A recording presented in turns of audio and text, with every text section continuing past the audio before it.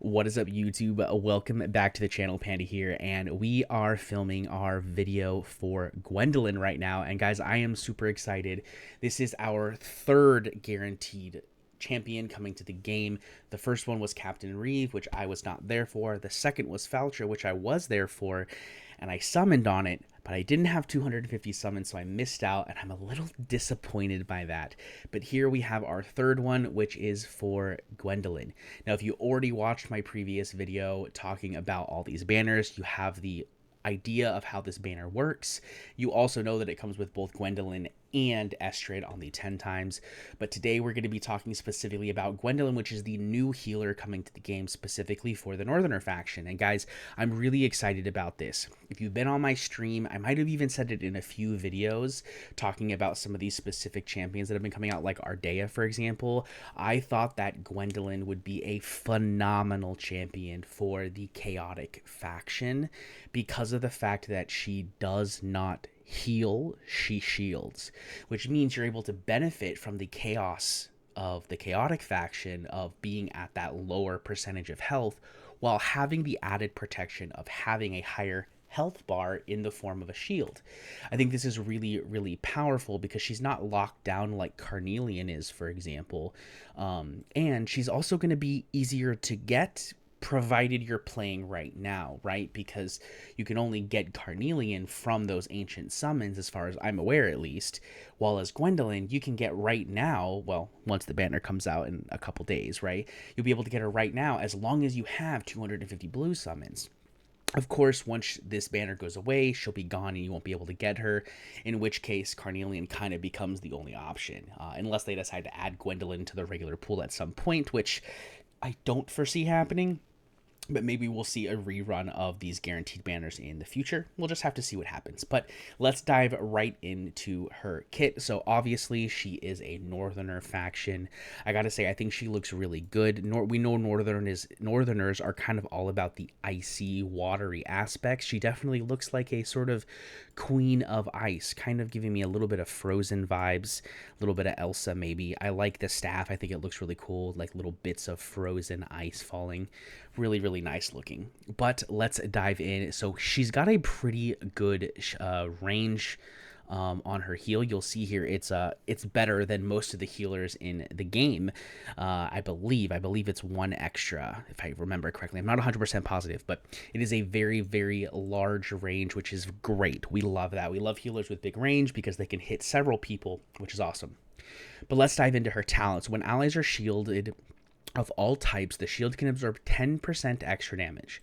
When allies with HP below 50% are shielded by this hero, the shield can absorb 20% extra damage. So this is twofold, right? The first thing is it just means that shields are stronger. We love that, right?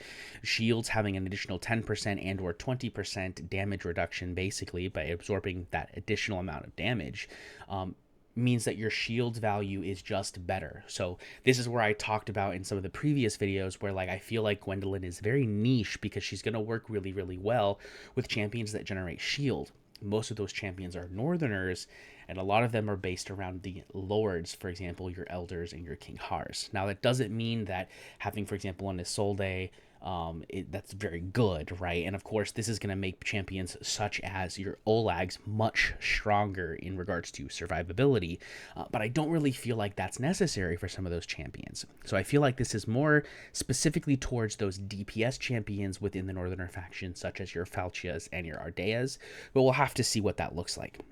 Then we can dive into her first skill, and I think this is probably one of the best parts of her kit, to be honest. I mean, obviously the rest of her kit's very good, but all of our healers so far heal, right?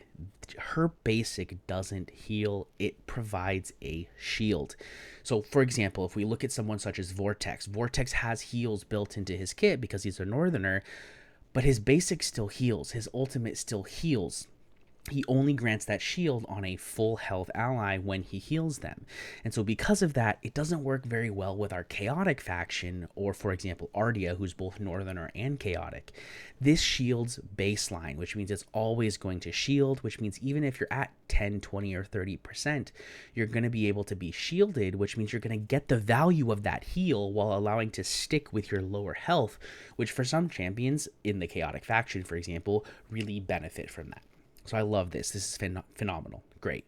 Now let's go to her first passive, which is Shield of Hope. When the shields for allies are gone, the targets will restore 5% of their max HP. I think this is really, really good. This kind of reminds me of the combo of Oleg and his artifact, the North's Will, I think is what it's called, where whenever the shield goes away, he heals for 10% of his max HP. This is really, really good for Oleg because his shield will disappear, he'll heal, and then he'll gain his shield again. Well, this just makes it that much better. This is going to be very good for very survivable teams because you're going to be able to have that shield and then get that heal right afterwards, giving you a little bit of wiggle room before you get your next shield, which I think is really, really nice. And this goes up to 10% too, which is very powerful in my opinion. Then we have the second passive, which is Frigid Flurry.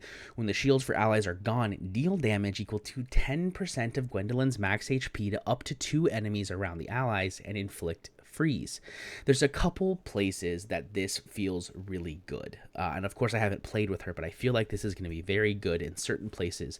One of those places is actually going to be Gear Raid 1.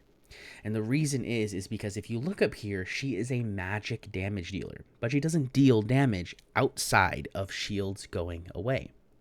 So if you were to run, for example, a Falcha, an Ardea, someone along those lines who's going to be in the front lines, can take some damage, you could get a pretty large chunk of damage from this passive when the shields go away.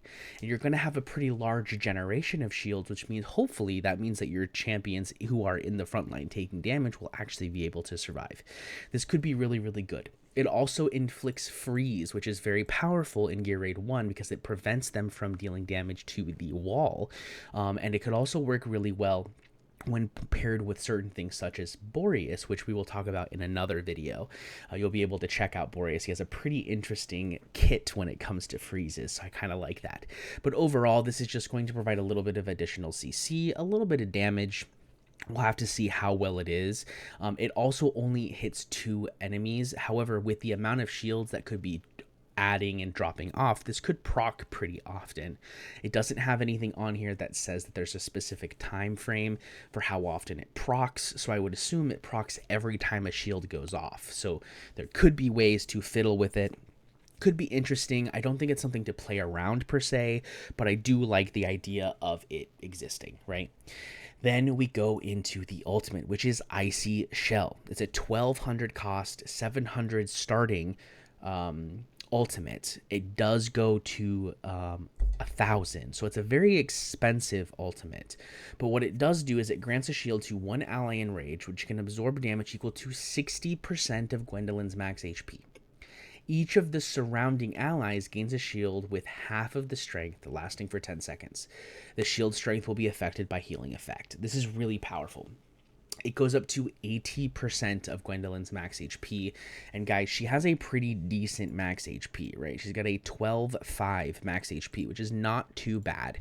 And so this is going to be a pretty chunky shield.